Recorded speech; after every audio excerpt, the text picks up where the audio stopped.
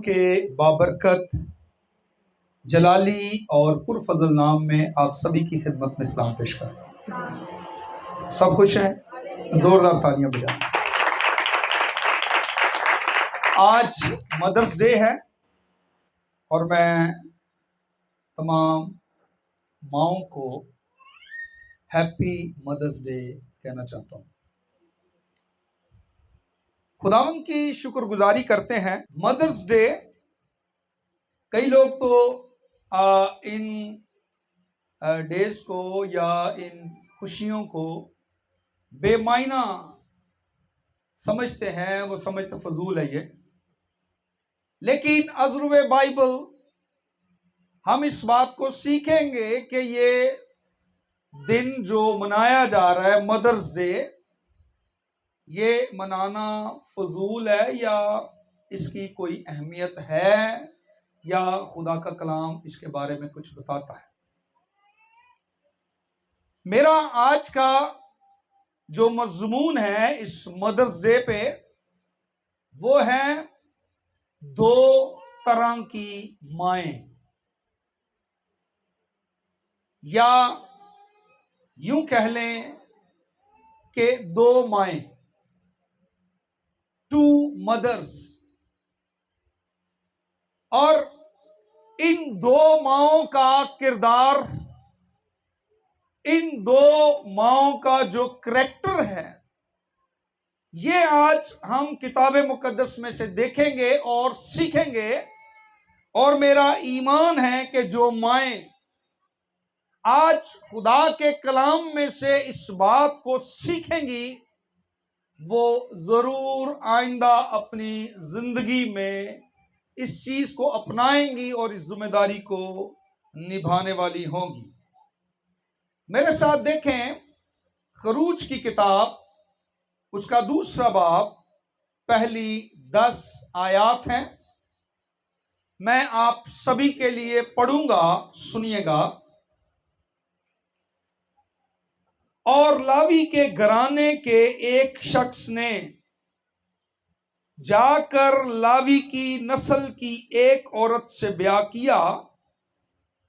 वो औरत हामला हुई और उसके बेटा हुआ, और उसने ये देख कर के बच्चा खूबसूरत है, 3 महीने तक उसे छुपा कर रखा।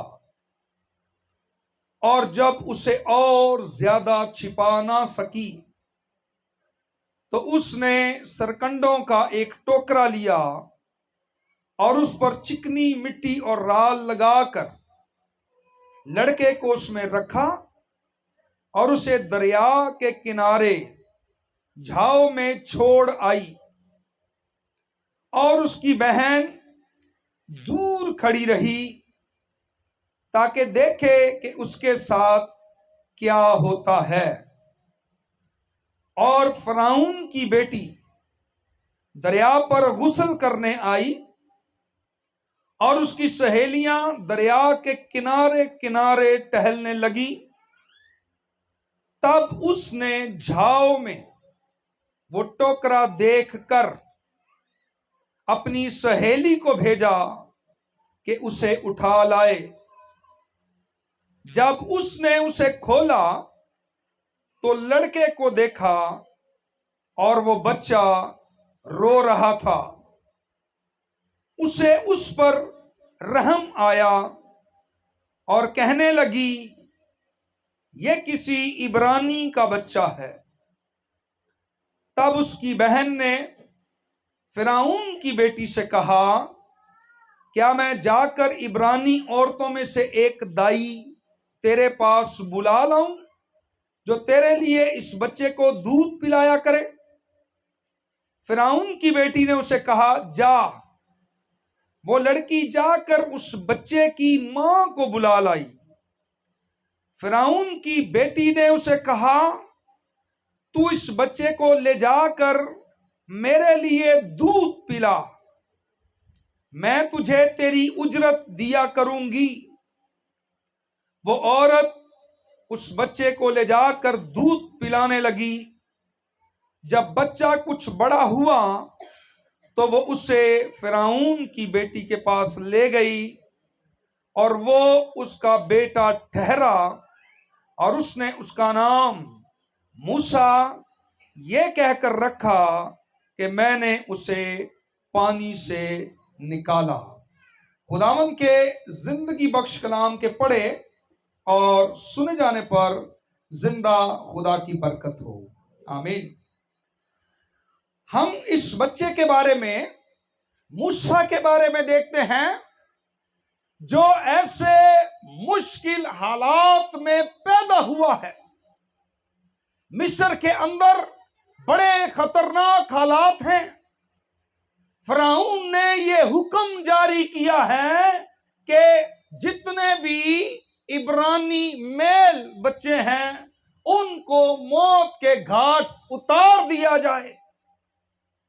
और ये मूसा इन्हीं खतरनाक हालात के अंदर, इन्हीं मुश्किल हालात के अंदर पैदा हुआ है। लेकिन देखिए, इस मुश्किल हालात में, इस बड़ी परेशानी के आलम में इस बच्चे की सरफराजी के लिए, इसके रेज़अप के लिए और इसको जो है इसकी जिंदगी के लिए, इन खतरनाक हालात में जिनमें वो पैदा हुआ है, ये दोनों माएं, ये दोनों ही एक ही बच्चे की मां हैं और ये दोनों माएं इस बच्चे की मंजिल तक पहुंचने के लिए इसकी मददगार हैं, इसकी हिफाजत करने वाली हैं। और ये माएं जो हैं ये दोनों इस एक बच्चे की हिफाजत कर रही हैं। इस बच्चे की एक मां वो है जिसने इसको पैदा किया है, इसको जन्म दिया है, इब्रानी औरत है। और इस बच्चे की दूसरी मां मिस्री औरत है जो फिरौन की बेटी है और जिसने इस बच्चे को लेकर पालने लगी है, गोद लिया है, अडॉप्ट किया है। ये दो माएं हैं और दोनों का मोटिव, दोनों का मकसद इस बच्चे की प्रोटेक्शन करना है, इस बच्चे की हिफाजत करना है, इस बच्चे को इसकी डेस्टिनी तक, इसकी मंजिल तक पहुंचाना है। इन दोनों माओं का एक ही मकसद है।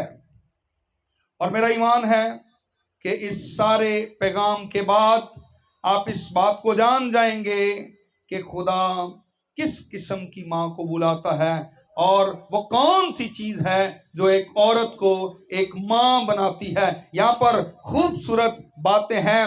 और ये फिरौन की जो बेटी थी,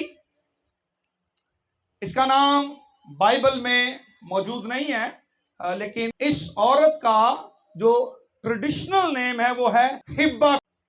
और ये पोतीफार की बेटी थी, क्योंकि फिरौन हर वो शख्स होता था जो मिस्र में रूल करता था, हुकूमत करता था, बादशाह होता था, उसका जो कोई भी नाम होता था उसको फिरौन कहते थे, वो बादशाह होता था। और ये हिब्बा पोतीफार की बेटी थी और पोतीफार वो शख्स था जो इब्रानियों के मेल बच्चों को कत्ल कर रहा था, जिसने उनके कत्ल का हुक्म दिया हुआ था। ये वो शख्स था।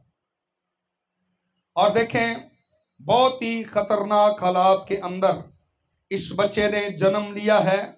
इस पैगाम का जो पस मंजर है वो मुकद्दस मूसा की कहानी से जुड़ा हुआ है और इसके अंदर जो करैक्टर हैं वो बहुत ही कमाल के हैं, जिसमें इब्रानी औरत जो मूसा की सगी मां है जिसने उसको पैदा किया है, दूसरा करैक्टर पोतीफार की बेटी है जिसने उसको अडॉप्ट किया है, और तीसरा करैक्टर जो है वो मूसा की बहन मरियम का है जो पीछे पीछे जा रही है और देख रही है। और जब फिरौन की बेटी ने उस बच्चे को पानी से निकाला है, टोकरे में से निकाला है, ये उसके पास फौरन पहुंची है और ये अपना किरदार निभा रही है। क्या मैं तेरे लिए इब्रानी दाई को लेकर आऊं? ये कैसे अपने अपने किरदार को बखूबी सरंजाम दे रही हैं। और ये खुदा का प्लान किस तरीके से है, हम खुदा के मंसूबे को जानते हैं। और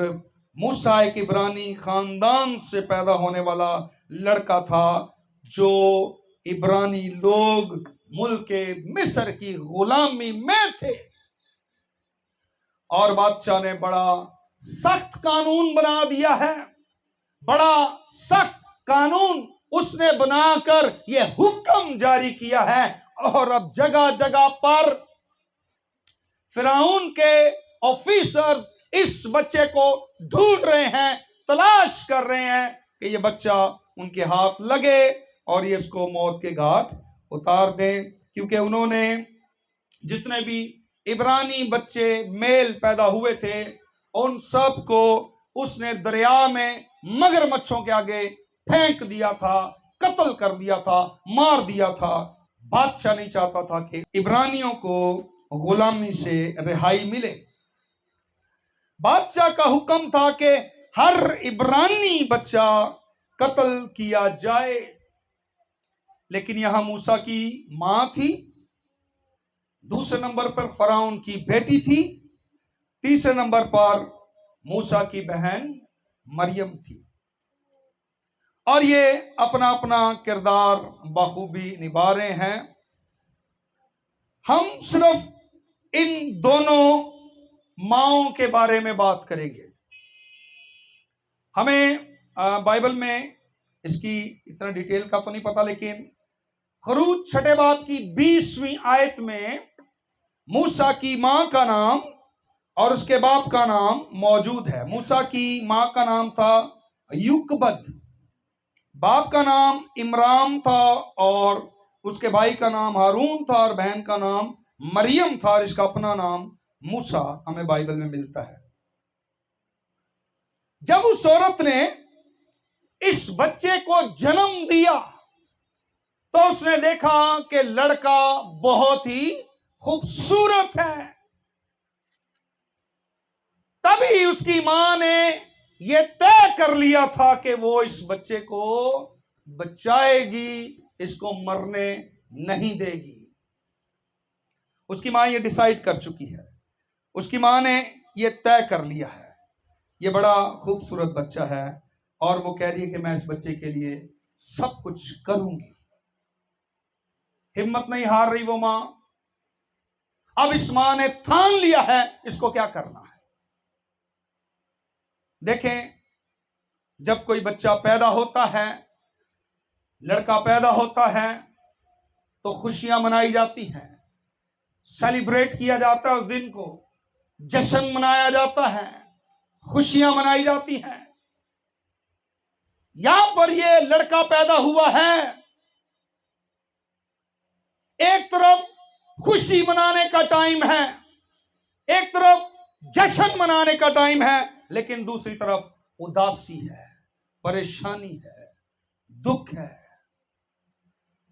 खुशी इसलिए है कि बेटा पैदा हुआ है, और गम इसलिए है कि इस बेटे को जो पैदा हुआ है मौत के घाट उतार दिया जाएगा, इस बच्चे को जीने नहीं दिया जाएगा, इसे मार दिया जाएगा। और देखें ये कैसी सिचुएशन है, एक तरफ खुशी है उसके पैदा होने की, और दूसरी तरफ गम है, ये मारा जाएगा, इसको जीने नहीं दिया जाएगा। लेकिन इसकी मां ने ठान लिया है, तय कर लिया है कि वो इस बच्चे के लिए जरूर कुछ करेगी। ये परेशानी जो मूसा की मां के लिए है, ये बिल्कुल इसी तरह है कि जिस तरह कोई औरत प्रेग्नेंट हो और वो बच्चे को जन्म देने जा रही हो, और उस बच्चे का बाप कहीं भाग जाए। एक तरफ तो खुशी है उस बच्चे के पैदा होने की, लेकिन दूसरी तरफ परेशानी, हालात ऐसे हैं कि उस बच्चे का बाप कहीं भाग गया है।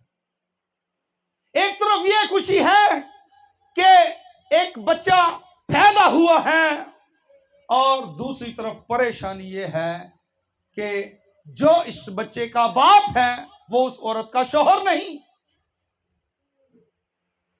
जब इस किस्म की इर्द गिर्द हालात होते हैं तो आप जान सकते हैं कि उस खुशी के साथ एक बहुत बड़ी मुश्किल और मुसीबत जो इर्द गिर्द मौजूद होती है वो उस खुशी को खुशी रहने नहीं देती। इसी तरह मूसा की मां के लिए एक बड़ा चैलेंज था, एक बड़ी प्रॉब्लम थी। एक तरफ इतना ब्यूटीफुल, इतना खूबसूरत बेटा खुदा ने दिया है और दूसरी तरफ उसकी जान को खतरा है। और ये मां इस बच्चे के लिए अब क्या कर रही है कि वो जानती है कि ये बच्चा जान से मारा जाने वाला है। अब उस मां ने क्या किया है, उस बच्चे को एक टोकरे में डालकर और उसको दरिया के किनारे एक झाव में छोड़ आई है। ये मां, देखें इस मां के बारे में, बहुत मुश्किल था इस मां के लिए अपने लगते जिगर को इस तरह एक टोकरे के अंदर डालकर बंद करके दरिया में एक जगह पर छोड़ आई है। यह बहुत मुश्किल था उस मां के लिए, तकलीफ दे था, पर वो चाहती थी कि ये जिए। वो चाहती है ये मरे ना, ये जिंदा रहे, ये जिए। उसकी जिंदगी के लिए वो उसको छोड़कर आई है। और देखें इस मां ने एक बड़ा मुश्किल स्टेप लिया है। इस बच्चे के इर्द गिर्द के हालात अच्छे नहीं हैं, इस बच्चे की जान को खतरा है। मां इस बच्चे की पैदाइश पर खुश तो है लेकिन साथ ही अफसुर्दा और गमज़दा है कि इस बच्चे को जीने नहीं दिया जाएगा। इससे पहले कि इस बच्चे को डिस्ट्रॉय कर दिया जाए, तबाह कर दिया जाए, कत्ल कर दिया जाए, मार दिया जाए, मां इसके लिए कुछ कर रही है कि इसको टोकरे में डालकर बंद करके उसने दरिया के किनारे इसको छोड़ दिया है। 3 महीने तक छुपा के रखा है और फिरौन के ऑफिसर्स इस बच्चे को तलाश कर रहे थे। लेकिन जब इस मां ने देखा कि अब मैं इसको और छुपा नहीं सकती, बच्चा रोता भी है, सारे जो है ना मामला हैं बच्चे के साथ, अब मां इसको मजीद प्रोटेक्ट नहीं कर पा रही लेकिन इसको मरने भी नहीं दे रही। मां उसको एक चांस दे रही है, वो उसको चांस दे रही है सरवाइव करने के लिए। टोकरे में डाल के बंद करके दरिया के किनारे झाव में छोड़ के आ गई है। हो सकता है इस मां ने एक पॉलिसी बनाई है, हो सकता है इस मां ने किसी मंसूबे के तहत इस बच्चे को जो है दरिया में छोड़ कर आई है कि यहां पर बादशाह की या फिरौन की बेटी जब गुस्ल करने के लिए आएगी, जब वो इसको देखे शायद वो रहमदिल हो, शायद उसका दिल जो है मोम हो जाए, शायद उसका दिल नरम हो जाए, शायद वो मेरे बेटे को ले ले और मेरा बेटा जीता रहे। आई एम नॉट श्योर, मैं यकीन से नहीं कह सकता कि क्या सिचुएशन थी, उसने क्या सोचा, लेकिन उसकी मां ने कुछ सोचा है, कुछ प्लान किया है कि उस बच्चे को एक मंसूबे के तहत मेरे ख्याल में वो उस जगह पर छोड़ कर आई है और मरियम वहां पर स्टैंड बाय है, वो देख रही है कि इस बच्चे के साथ क्या हो रहा है, वो गौर कर रही है। और उसने देखा कि फिरौन की बेटी ने उस टोकरे को अपनी सहेलियों को कहा लेकर आओ। जब वो टोकरा लाया गया, टोकरा खोला तो उसके अंदर एक ब्यूटीफुल मेल चाइल्ड, एक लड़का, खूबसूरत बच्चा उस टोकरे में रो रहा था। कितनी खूबसूरत बात कलाम में लिखी है। लिखा है जब उसने उसको देखा तो उसको उस पर रहम आया। सेम फीलिंग्स, वही हमदर्दी, वही प्यार, वही तरस जो उसकी सगी मां को उस पर आता है। यह मां जो सौतेली मां है, जो उसको अडॉप्ट कर रही है, जो पानी में से निकाल रही है, सेम फीलिंग, सेम लव, उसी तरह की हमदर्दी। और यह भी नहीं चाहती कि ये मरे। उसने उस बच्चे को ले लिया है, कोई शोर नहीं मचाया, कोई हुकूमत को नहीं बताया, कोई फराउन के ऑफिसर्स को नहीं बुलाया, कोई सिक्योरिटी नहीं बुलाई है। शायद अपनी सहेलियों को भी कहा शट योर माउथ, मुंह बंद रखना है, किसी को नहीं बताना। अरे ये किसी इब्रानी का बच्चा है, किसी को नहीं बताना।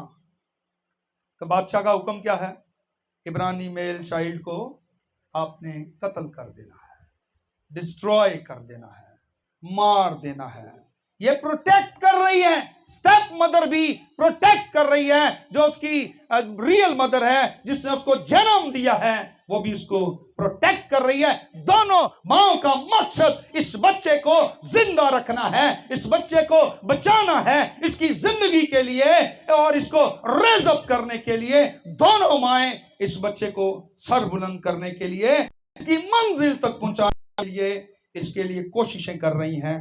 और इन दोनों मर्द का एक ही मोटिव है, एक ही मकसद है। और देखें कितनी ये खूबसूरत बात है। और मरियम देख रही है उसके साथ क्या हो रहा है, और वो जाकर कह रही है कि मैं इसके लिए एक दाई को बुलाऊं, अरेंज करूं।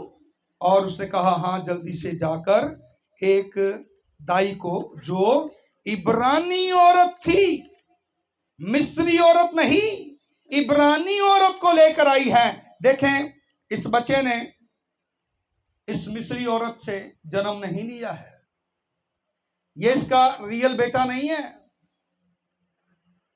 ये अडॉप्ट किया हुआ है, गोद लिया हुआ है। ये इसकी स्टेप मदर है और वो उसका स्टेप सन है। और देखें कि किस तरह से सौतेला बेटा, सौतेली मां है। और इस औरत ने इस बच्चे को 9 महीने अपने पेट में नहीं रखा, लेकिन ये उस बच्चे को देखते ही रहम और तरस से भर गई है। इसकी रियल मदर नहीं है, लेकिन देखें मोहब्बत से, तरस से, रहम से भर गई है। बाज़ औक़ात हम कहते हैं कि जिस औरत ने किसी बच्चे को जन्म नहीं दिया हुआ ना, वो उसके बारे में बड़ी बेरहम होती है, बड़ी संगदिल होती है।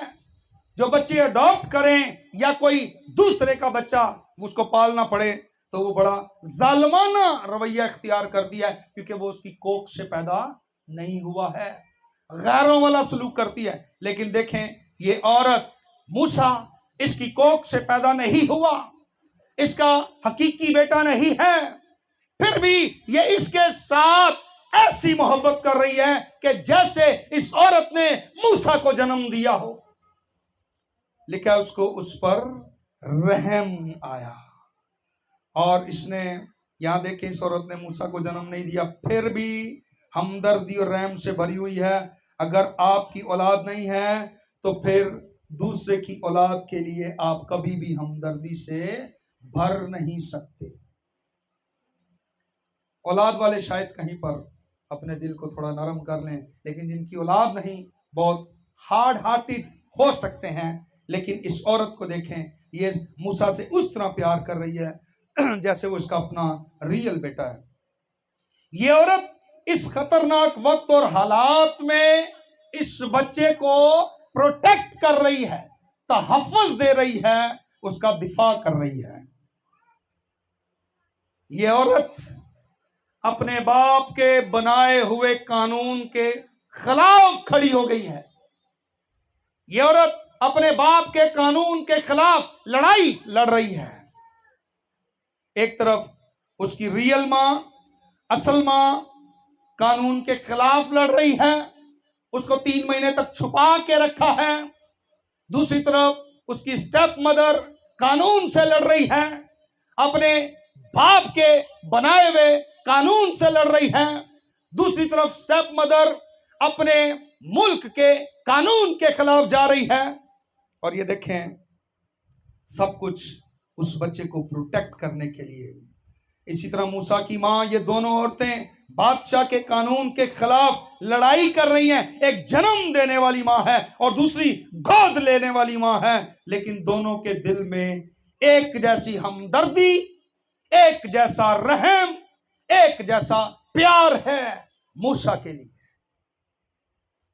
Same action.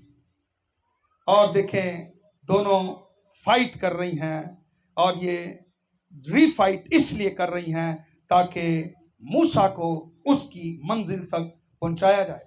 फरौन की बेटी जानती है, ये औरत जानती है कि ये इब्रानी बच्चा जुआन होगा। ये औरत जानती है कि इस इब्रानी बच्चे के बारे में उसका बाप फिरौन सवाल करेगा, और फिर भी ये औरत किस तरीका से इस बच्चे को महफूज कर रही है, इसकी हिफाजत कर रही है, अपने बाप से भी जो इस बच्चे का दुश्मन है। इब्रानी औरत इस दुश्मन से बचाने के लिए अपने बच्चे को टोकरे में डालकर दरिया के किनारे छोड़ आई है। लेकिन कैसी हैरान कुन बात है कि उसका बेटा मूसा दुश्मन की बेटी के हाथ लग गया है। अब यही वो औरत है जो अपने बाप से भी, जो इस बच्चे की जान का दुश्मन है, उसको प्रोटेक्ट कर रही है। जानती है ये बच्चा इब्रानी है, जानती है ये बच्चा बड़ा होगा, जानती है मेरा बाप इस बच्चे के बारे में सवाल करेगा, फिर भी इसकी हिफाजत कर रही है। और कैसी प्यारी मां है, कैसी सौतेली मां, स्टेप मदर, इसके दिल के अंदर कैसी मोहब्बत है कि उसने उसके बाप की हुकूमत में ही इस बच्चे को अडॉप्ट किया है जो इब्रानी है, और उसको पाल रही है, उसकी प्रोटेक्शन कर रही है, उसकी हिफाजत कर रही है अपने ही बाप के दौरे हुकूमत में। क्या दलेर औरत है। लेकिन खुदा ने इस लेडी को, इस औरत को, फिरौन की बेटी को, हिब्बा को इस जगह पर अपॉइंट किया है कि ये मूसा को प्रोटेक्ट करे। खुदा इसको यहां पर रखने वाला है, अपॉइंट करने वाला है, इस बच्चे की हिफाजत करने के लिए। इस बच्चे की यह हिफाजत कर रही है अपने ही बाप से, अपने ही घर के अंदर, क्योंकि इसने इस बात का यकीन कर लिया है कि ये बच्चा यहां पर महफूज है 40 इयर्स के लिए, 40 सालों के लिए यहां पर यह महफूज है और कहीं पर नहीं। डिसाइड कर चुकी है ये औरत, खुदा ने इसको अपॉइंट किया मूसा के लिए। अब ये ढाल बनकर खड़ी है, अब ये मूसा के रेज़अप के लिए, इसके अपलिफ्ट होने के लिए, इसकी मंजिल तक पहुंचने के लिए, इसकी सरफराजी के लिए ये खड़ी है ये मां, और इसने इसको प्रोटेक्ट किया है, इसको महफूज कर लिया है। अब मूसा की जान को कोई खतरा नहीं है क्योंकि ये मां उसके लिए खड़ी है। उसने इब्रानी औरत का इंतखाब किया है मूसा की परवरिश के लिए, देखभाल के लिए, ना कि किसी मिस्री औरत का, क्योंकि वो जानती थी कि मिस्री औरत इस बच्चे को मार देगी या इस बच्चे को मरवा देगी। इसलिए उसने किसी मिस्री औरत को उसकी देखभाल के लिए, लुक आफ्टर के लिए अपॉइंट नहीं किया है, बल्कि उसने इब्रानी औरत को इस बच्चे की परवरिश के लिए अपॉइंट किया है। और ये इब्रानी औरत मूसा की रियल मदर है, जो उसको दूध पिला रही है, उसको पाल रही है। और देखें क्या ही खूबसूरत बात है कि ये औरत उस बच्चे की हिफाजत कर रही है जो उसकी अपनी औलाद नहीं है या जो उससे पैदा नहीं हुआ है। ये औरत उसकी प्रोटेक्शन, उसको प्रोटेक्ट कर रही है, उसकी हिफाजत कर रही है। क्या ही ब्यूटीफुल ये काम है, जबरदस्त बात है। फिरौन की बेटी ने मूसा को अपना बेटा मान लिया था। मूसा के डबल मीनिंग्स हैं। मिस्री जुबान में मूसा का मतलब है बेटा। जब उसकी मां उसको जो है फिरौन की बेटी के पास लेकर गई तो उसने कहा, ये मेरा बेटा ठहरा। मिस्री जुबान में मूसा का मतलब है बेटा, सन। और इब्रानी में इसके मीनिंग है पानी से निकाला हुआ। डबल मीनिंग है। और ये दोनों मीनिंग्स मूसा को जीने के लिए अलाउ करते हैं, उसको जीने की इजाजत देते हैं। ये दोनों मीनिंग्स, बेटा और पानी से निकाला हुआ। फिरौन की जो बेटी है, इसके पास डीप सेंस थी। मूसा को पालने के लिए, प्रोटेक्ट करने के लिए एक डीप सेंस रखती है। और उसने मूसा के दिल में बीज बोया था। वो मिस्री औरत, फिरौन की बेटी, हर रोज मूसा के दिल के अंदर बीज बोती रहती थी। जबरदस्त ये पॉइंट है कि अब देखें फिरौन की बेटी क्या कर रही है। वो बीज बो रही है, उसको कह रही है कि तू इब्रानी है। हर रोज उस बच्चे को क्या बता रही है कि आप कौन है? तू इब्रानी है, मिस्री नहीं है। बीज बो रही है उसके अंदर रोजाना। है सौतेली मां, स्टेप मदर है, काम एक नंबर, रियल। जो इसका करने वाला है वो कर रही है। हर रोज उसको बता रही है तू इब्रानी है, क्योंकि फिरौन की बेटी मिस्रियों से नफरत करती थी, क्योंकि वो जानती थी दे आर चीटर। वो बेईमान है, चीटर हैं। और वो मूसा को हर रोज ये बता रही है कि तू मिस्री नहीं है, तू चीटर नहीं है, तू इब्रानी है और तू इनसे मुख्तलिफ है। तुझे खुदा ने किसी पर्पस के लिए पैदा किया है, बनाया है, किसी मकसद के लिए। क्योंकि फिरौन की बेटी एक डीप सेंस रखती थी। उसको पालने के लिए उस औरत ने मूसा को मिस्री बनाने की हरगिज कोशिश नहीं की। उसने कभी ये ट्राई नहीं की कि इसको मिस्री बनाओ। उसको यही कह रही है कि आप इब्रानी हैं, हम मिस्री नहीं हैं। वो जानबूझकर मूसा के दिल में ये बीज बोती रही कि तू इब्रानी है, क्योंकि वो मिस्रियों से नफरत करती थी और जानती थी कि मूसा इब्रानियों का विरसा है, ये उनकी विरासत है, ये इब्रानियों की प्रॉपर्टी है, मिल्कियत है, विरसा है, ये उनका सब कुछ है। वो जानती थी कैसे वो इसको पाल रही है, कैसे इसकी पालना कर रही है। शायद वो मूसा के दिल में ये बीज बोती रही कि तुमको जाकर एक दिन इब्रानियों को रिहाई दिलानी है। वो इस पर्पस के लिए, इस मकसद के लिए काम कर रही है कि तूने जाकर एक दिन अपने लोगों को इस गुलामी से छुड़ाना है।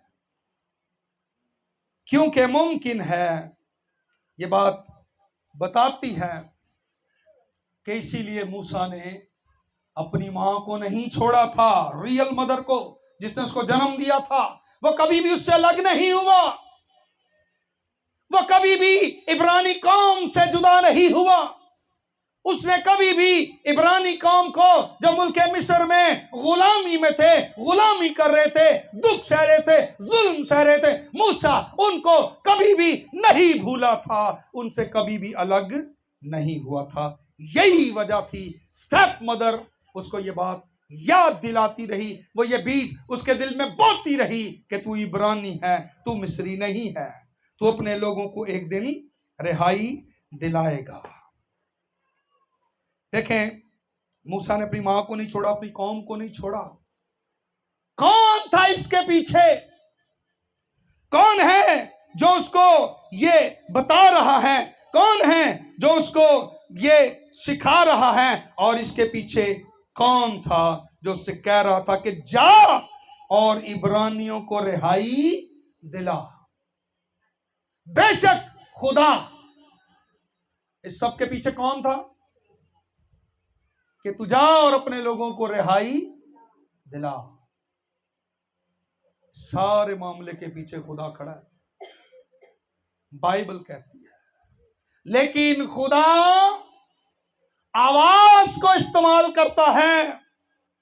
उसने यहां पर फिरौन की बेटी की आवाज को इस्तेमाल किया है। वो हर रोज उससे कह रही है तू इब्रानी है और एक दिन तू अपनी कौम को रिहाई दिलाएगा। खुदा आवाजों के जरिया से काम करता है, आवाजों को इस्तेमाल करता है। जब कोई इसकी आवाज सुनता है तो वो मजबूत होता है और रिहाई का सबब बनता है। उसने आवाज को इस्तेमाल किया जो फिरौन की बेटी की थी। यहां पर दो माएं हैं। एक वो है जिसने उसको खतरनाक हालात में पैदा किया, और दूसरी मां वो है जो उसको इन खतरनाक हालातों में रेज अप कर रही है। क्या खूबसूरत करैक्टर है इन माओं का, और ये क्या बखूबी अपने अपने करैक्टर को अंजाम दे रही हैं। ये दोनों माएं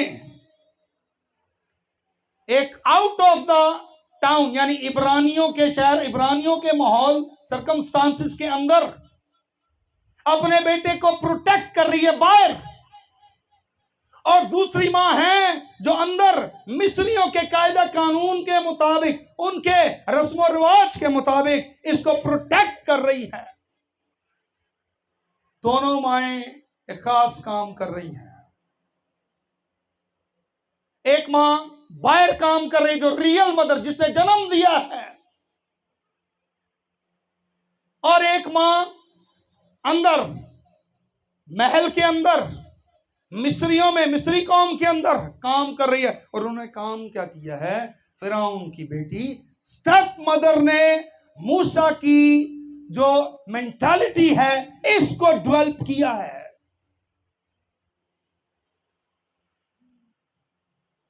और वो कह रही है कि तू इब्रानी जरूर है लेकिन तू गुलाम नहीं है। एक मां बाहर से उसको प्रोटेक्ट कर रही है।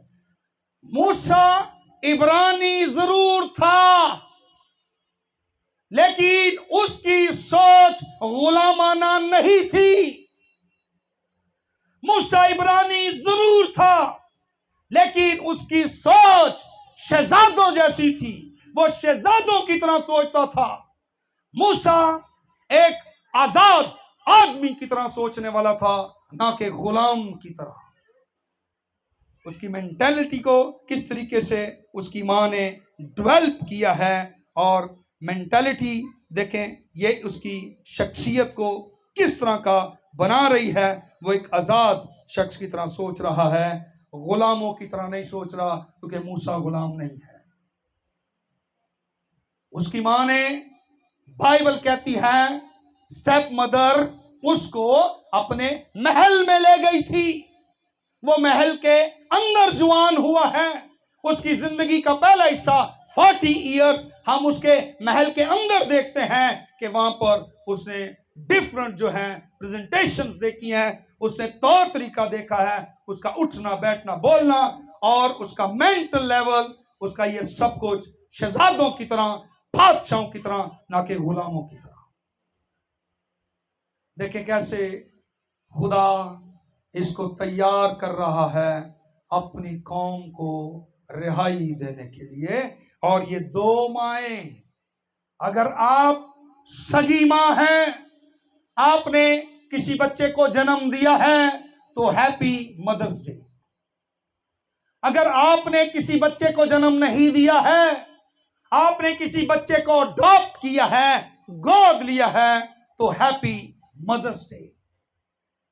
आपको इन दोनों माओं के करैक्टर से, इनके काम से इस बात को अपनाना है कि अगर आपके इर्द गिर्द जुआन बच्चे ड्रग्स में, नशे में, बदकारी में और कई बदफेलियों में गिरफ्तार हैं, डिस्ट्रॉय हो रहे हैं, तबाह हो रहे हैं, तो आप उनकी मदद इस स्टेप मदर की तरह कर सकते हैं। उनकी मदद कीजिए, रहम, तरस, मोहब्बत से भर जाएं, हमदर्दी से भर जाएं, उनकी रहनुमाई करें, उनको प्रोटेक्ट करें, उनको मरने ना दें, बिकॉज यू आर मदर्स। आप माएं हैं और मां का दिल आप जानते हैं कैसा होता है। मैं अक्सर कहता हूं कि मां इस जमीन पर खुदा का दूसरा रूप है। वो क्वालिटीज, वो खूबियां एक मां के अंदर हैं जो खुदा अपने अंदर रखता है। हमें इस तरीका से अपने बच्चों की परवरिश करनी है, पालना करनी है, मेंटल लेवल उनका इस तरीके से हाई करना है, मेंटालिटी लेवल को आपने बढ़ाना है, अच्छा बनाना है। गुलामों, स्लेव्स की तरह जिंदगी ना गुजारें, प्रिंस की तरह, शहजादों की तरह वो जिंदगी गुजारने वाले, सोचने वाले। हमें इस सिमत में अपने बच्चों की रहनुमाई करनी है कि वो वक्त आएगा जब तू अपनी कौम की रिहाई का बायस होगा। और वो दिन आ गया जब वो खड़ा हो गया फिरौन के सामने, उसने कहा कि खुदा फरमाता है मेरे लोगों को जाने दे। इसी पर्पस के लिए, इसी काम के लिए ये माएं उसको प्रोटेक्ट कर रही हैं। और खुदा ने इन औरतों को मां बनाया है, और खुदा ही है जो अपने पर्पस के तहत मूसा को रेज अप कर रहा है कि वो अपने लोगों की रिहाई का सबब बने। और खुदा ने इस लीडर को, इस नबी को, मूसा को खड़ा किया है अपने लोगों की रिहाई के लिए। अगर हम भी इन करैक्टर्स से, किरदार से अगर सीखते हैं तो हम भी इनको अपनी जिंदगी पर अप्लाई करें और बथेरों की रिहाई और नजात का और रेज अप करने का बायस हो सकते हैं। आमीन। आइए सरों को झुकाएं और जिंदा खुदा की शुक्रगुजारी करें। आमीन। Thank you Jesus.